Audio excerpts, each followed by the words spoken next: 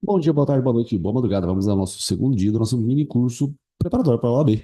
Não é não? Ontem nós fizemos uma aula de 3 horas desse conteúdo e agora vamos ver o mesmo conteúdo em menos tempo.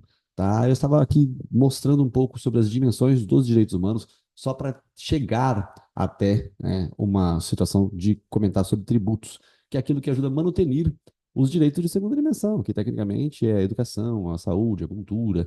É isso, né? O que o Estado dá para você ele dá porque tem o dinheiro vem do tributo. Tá, então aqui eu comentei sobre, assim, para introduzir a Declaração Universal dos Direitos Humanos, que foi um documento que não foi assinado após a Segunda Guerra Mundial por Estados Unidos e União da República Socialista Soviética.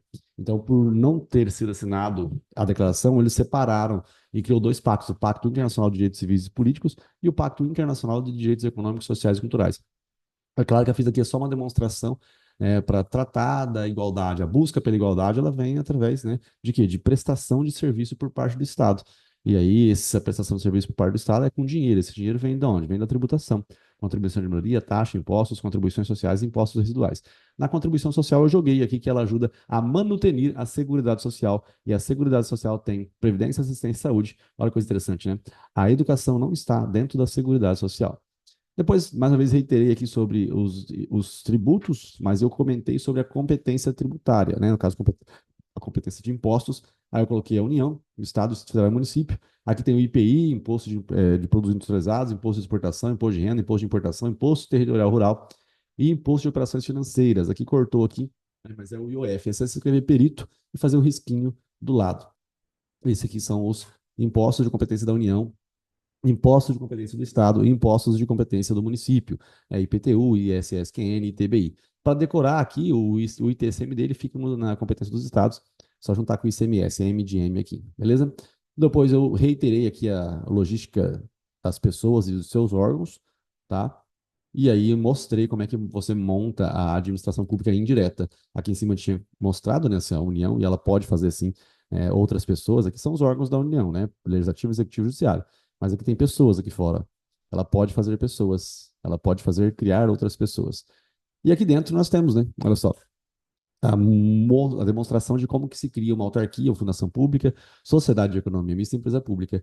A lei cria lei, lembrando que lei, quando você fala lei, é lei ordinária, lei específica, lei só. Isso aqui é uma regra, né? Não tem diferença. Lei é lei ordinária, lei é lei específica, lei é lei. O que é diferente é lei complementar. E aqui no desenho eu mostro que é lei. Lei que cria autarquia, lei que autoriza a criação de sociedade de economia e empresa pública. Só que a fundação pública, nota que um pouco a lei cria, um pouco a lei autoriza. Algumas fundações públicas são de direito público, algumas fundações públicas são de direito privado. Essa separação de nomes entre público e privado eu não fiz ainda, mas eu mostrei para você como é que se cria a autarquia. A autarquia ela é criada por lei e as empresas estatais, sociedades de economia mista e empresa pública, a lei autoriza a sua criação. Isso é lei, não é lei complementar. A lei complementar ela só define a área de atuação de uma fundação pública. Nota que nem as fundações públicas são criadas por meio de lei complementar, tá? Não são criadas por meio de lei complementar.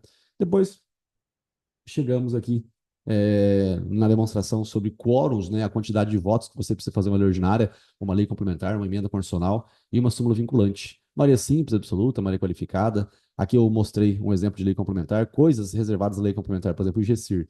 O imposto sobre grande fortuna, o empréstimo compulsório, a contribuição social, imposto residual, né, a área de atuação da fundação pública, a aposentadoria compulsória aos 75 anos de idade, são coisas que são definidas por meio de lei complementar.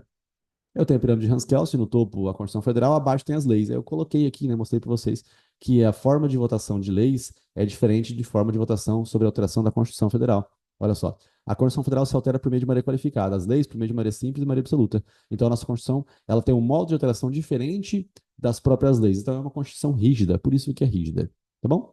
Beleza, por isso que é verde, né, Rafa? Por isso que é verde. Aí eu demonstrei o que, que é a maioria absoluta. A maioria absoluta leva em consideração as cadeiras. Tem 513 cadeiras dentro da Câmara dos Deputados? Tem. Então você divide por 2, vai dar 256,5. Arredonda para o próximo número inteiro, 257. Eu me importo com a quantidade de cadeiras, não com a quantidade de presentes. Na maioria simples, eu me importo com a quantidade de presentes. Tem 513 cadeiras, mas 400 deputados estão presentes na audiência hoje. A maioria simples é 201, certo? Agora, e se tivesse presente 400 deputados federais e tivesse que votar uma lei de maioria absoluta?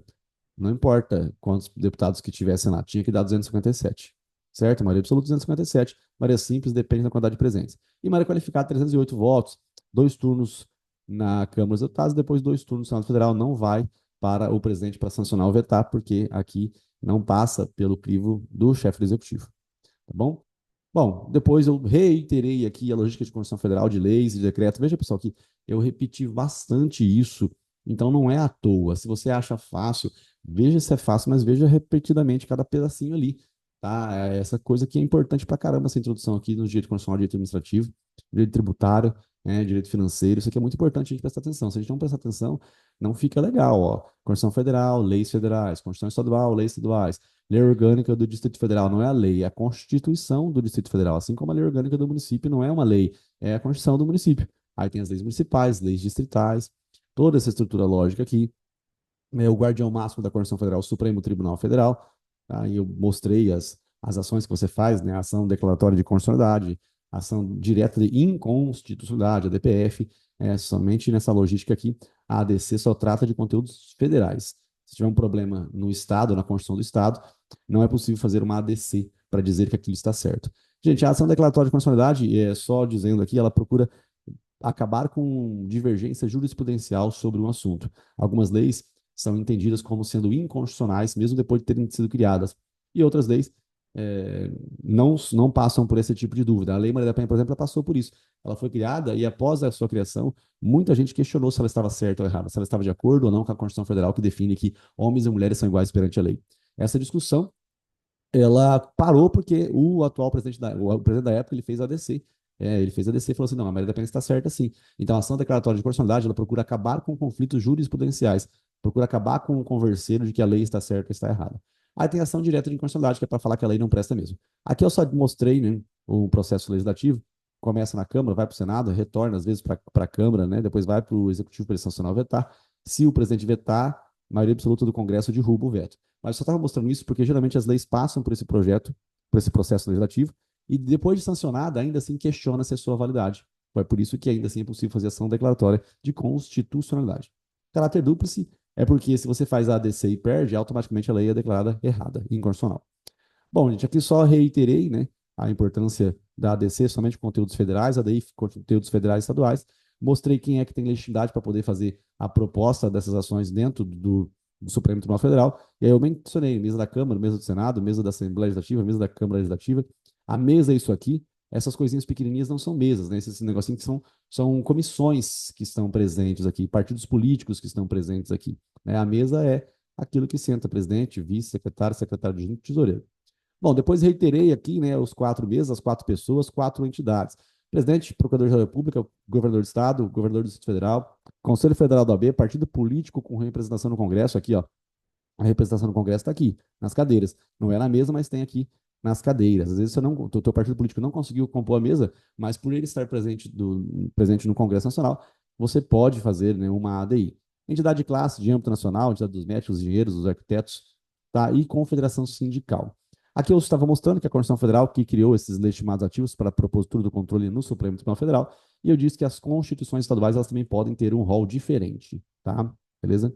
Bom, aqui mostrando o que é Conselho Federal da OAB. Conselho Federal da OAB não é Conselho Seccional, tá? O Conselho Federal é grandão, Conselho Seccional dos Estados, e as subseções está aqui nos municípios. Procurador-Geral da República, gente, é sempre bem importante lembrar dele, que ele também é legitimado ativo da propositura do controle.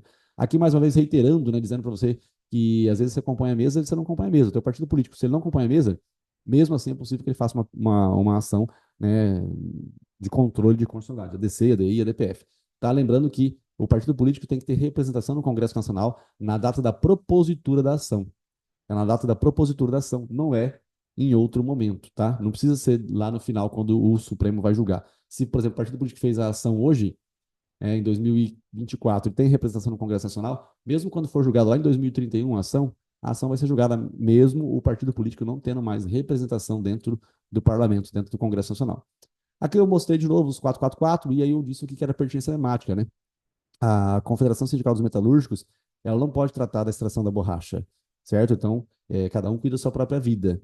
Essa é a lógica. A Confederação Sindical dos Metalúrgicos cuida de coisas relacionadas ao metal, né? Não com coisas relacionadas à extração da borracha. Assim como a entidade de classe dos médicos tem que cuidar dos médicos, e não tem que falar dos engenheiros. Bom, assim como o governador do estado de São Paulo, ele tem que cuidar da vida dele, não do estado de Minas Gerais. A não ser que tenha realmente uma ligação lógica entre as duas coisas. Por exemplo, o governador do estado do São Paulo estava aqui de boa com várias empresas automobilísticas dentro do seu território. Aí o governador do estado de Minas Gerais, ele criou uma lei isentando o contribuinte de pagar o IPI, o Imposto de Produtos Industrializados. A lei do estado de Minas Gerais é uma lei de problema do povo de Minas Gerais. O governador do estado de São Paulo não tem nada a ver com isso, ele tem que cuidar da vida dele. Correto, é assim mesmo, cada um cuida da sua própria vida. Acontece que a isenção do IPI faz com que as empresas automobilísticas saiam de São Paulo e vão até, né, o estado de Minas Gerais. E aí, agora sim, o governador do estado de São Paulo está envolvido. O assunto do IPI, ele tem relação agora lógica com o estado de São Paulo, certo? E o IPI, pessoal, ele está aqui, né? E ele é de competência da União, como nós vimos lá no comecinho da aula, né? Nós vimos aqui que o IPI, ele é de competência da União, tá vendo? Então, somente a União pode legislar sobre o IPI. O Estado de Minas Gerais não podia ter feito isso aí. Então, essa isenção do IPI é uma isenção inconstitucional, tá? Não está de acordo com a Constituição Federal. Portanto, é possível que o governador do Estado de São Paulo faça uma ADI contra essa lei que está tratando da isenção do imposto aqui relacionado ao imposto de produtos industrializados. Correto? A gente falei aqui um pouquinho a diferença entre imunidade, isenção e alíquota zero. Imunidade está prevista na Constituição, isenção é lei e alíquota zero é um decreto, né? Algo que se mexe rapidinho ali. A base de cálculo, para você saber quanto você paga um tributo, né, um imposto em si, ela fica na lógica e a alíquota é só um percentual, é uma continha que é feita, é um percentual. Tá bom? E aí, se a alíquota for zero, né, obviamente no cálculo o valor vai ser zero, você não vai pagar nada. A alíquota é uma coisa mais zero, mas zero é ótimo. É uma coisa mais rápida, porque é por meio de decreto. É diferente de lei, né?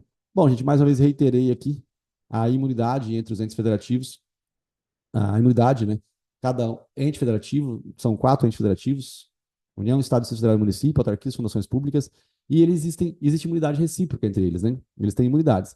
Então, só me desconcentrei aqui um pouquinho, mas as imunidades, pessoal, entre os entes federativos, ela é interessante, porque, por exemplo, o INSS, que é uma autarquia, ele não paga IPVA para o Estado, ele não paga IPVA para o Estado, tá? Então, isso é bem interessante, só que a imunidade de impostos, tá? Por exemplo, a Receita Federal, ela vai pagar taxa de coleta de lixo no município, porque mesmo sendo um órgão federal, não é imune à taxa, e sim imune somente a impostos, beleza? Bom, gente, depois eu trouxe aqui ainda, né, uma formação de uma autarquia, a logística para a formação da autarquia, né? Você tem a União aqui e você tem os órgãos. Os órgãos conversam entre si, mesmo especialistas, mesmo especializados, eles. Deixa eu parar aqui um pouquinho a gravação. Voltando aqui, né, ninguém morreu, mas quase morreu. Então vamos ver aqui o que aconteceu, né? Uma vez formação da autarquia, né? Os órgãos dentro da União aqui estão, né? Você tem polícia, investigador, delegado, e a galera conversou sobre alguma coisa e não conseguiu encontrar uma solução. Aí conversa-se com o Poder Executivo e eles entram em contato com o Legislativo e procuram criar uma autarquia por meio de lei. Então, olha só, o ente federativo, ele vai os seus órgãos se conversam entre si, cria-se uma autarquia porque foi feito por meio de lei. Nota, internamente, os órgãos, mesmo especializados, eles não conseguiram entender tanto quanto era importante uma situação em si. Então, aí cria-se uma autarquia para cuidar. Tem várias autarquias, né? Você tem a Agência Nacional de Vigilância Sanitária, a Agência Nacional de Transportes Terrestres, né? São autarquias que reguladoras, né? São agências reguladoras. Mas não deixa de ser uma autarquia, para você entender que quando se cria uma autarquia, se cria por meio de lei, tá? Cria-se a autarquia por meio de lei, porque internamente não foi possível especializou-se internamente, mas ainda assim não foi possível alcançar o fim pelo qual os órgãos foram criados também. Aí cria-se uma pessoa aqui do lado de fora. Lembrando que quem recomenda a criação, né, um ministro que recomenda a criação, ou às vezes um secretário de Estado, secretário do município, recomenda a criação. Aí esse cara que recomendou a criação, ele vai supervisionar a autarquia. Então você tem a União, e você tem uma outra pessoa aqui da administração pública que também foi criada e vai haver essa supervisão. Supervisão ministerial não é controle hierárquico, tá? É controle de finalidade. Então a União ela cria uma autarquia, isso é fruto da descentralização, controle de finalidade, e aí você tem aqui internamente também um controle hierárquico. Então, de pessoa para pessoa é só um controle de finalidade, é uma supervisão. Agora, dentro da pessoa, de órgão para órgão, é um controle hierárquico, tá bom? Depois eu estava trazendo aqui a baila, né, uma demonstração do que é a modulação dos efeitos temporais de uma decisão do controle de constitucionalidade. Tá? Esse assunto é bem interessante porque a regra das ações do controle de constitucionalidade é o quê? A regra é que quando você faz uma DI e o STF diz que a lei é inconstitucional, a regra é efeito ex tunc, ou seja, bate na testa e retroage. Uma lei que nunca deveria ter sido criada, ela nunca deveria ter tido validade. Se ela nunca deveria ter tido validade e você se submeteu a ela, você tem direito de ser restituídos os prejuízos que ela te causou. Se você pagou um tributo errado, que foi criado por meio de lei ordinária, quando deveria ter sido criado por meio de lei complementar, você teria direito de pegar de volta esse dinheiro. A regra é essa. Tá, essa é a regra. Nós vamos ter outros exemplos também lá para frente, né, de lei, por exemplo, que cria alguns cargos públicos. Tá, então tem a lei complementar, imposto sobre grande fortuna, empréstimo compulsório, contribuição social, imposto residual, impostos que deveriam ter, tributos que deveriam ter sido criados por meio de lei complementar. E aí, às vezes, o empréstimo compulsório não foi criado por lei complementar, foi criado por meio de uma maneira simples, né? Que é lei ordinária. Você faz uma ADI contra isso e deveria ter direito de pegar todo o seu dia de volta. Só que isso acaba sendo um caos público, por quê? Porque não é só você que vai pegar o dia de volta, muita gente vai pegar o dia de volta, muita gente vai estar com essa ação para pegar o dia de volta e isso vai causar um grande problema financeiro no país. Desta feita, né, assim dizendo, o que acontece? O Supremo ele modula os efeitos temporais da ação do controle de constitucionalidade. A modulação dos efeitos temporais nada mais é do que trocar o efeito ex tunc para ex nunc. O que significa isso? Ao invés de retroagir os efeitos da inconstitucionalidade, é só a partir de agora. A partir de agora você não paga mais tributo, mas o que você pagou errado, infelizmente, você não vai ter direito de pegar de volta. É isso que acontece. Essa é a regra da modulação dos efeitos temporais, né, de uma ação do controle de constitucionalidade. A modulação dos efeitos temporais, a modulação dos efeitos de sentença é por meio de dois terços, tá, pessoal? Dois terços. Troca-se de efeito ex tunc para ex nunc, né? Troca-se de efeito retroativo para efeito prospectivo. Bom, e por fim, eu acabei trazendo aqui à baila, né, uma conversa com vocês sobre a importância dos nossos post-its. Eu falei para fazer um post-it de lei complementar, um post-it da propositura da ação, um post-it dos dois terços, um post-it sobre alguma outra coisa que eu não sei, e eu acabei falando agora mais um caso que eu não sei, post-it da retratação. Eu falei que a palavra retratação ela tem nos recursos administrativos, ela tem em processo penal, no caso de agravo de execução, carta testemunhável, recurso em sentido estrito, ela tem também no processo civil, quando a pessoa faz a apelação por conta de indeferimento inicial ou de improcedência liminar do pedido. A retratação também tem lá no processo de trabalho em agravo de instrumento. Então, nota que o post-it da retratação, ele trata de 4 matérias. Quando você bater o olho em uma delas, você vai automaticamente ver as outras. É importante isso. Tem o post-it também do Procurador da República. Faça os seus post-its. E vamos que vamos. Se tiver algum pedacinho aqui que você não entendeu, deixa mesmo um comentáriozinho aí. Você que não está fazendo o curso grande, está fazendo só o cursinho pequenininho, né, esse mini curso da OAB, vê um pedacinho que você não entendeu ali, dá um print, manda para mim no direct do Instagram e pautora e vamos respondendo. Força e fé, fara, bom estudo, beijo do mago, tchau.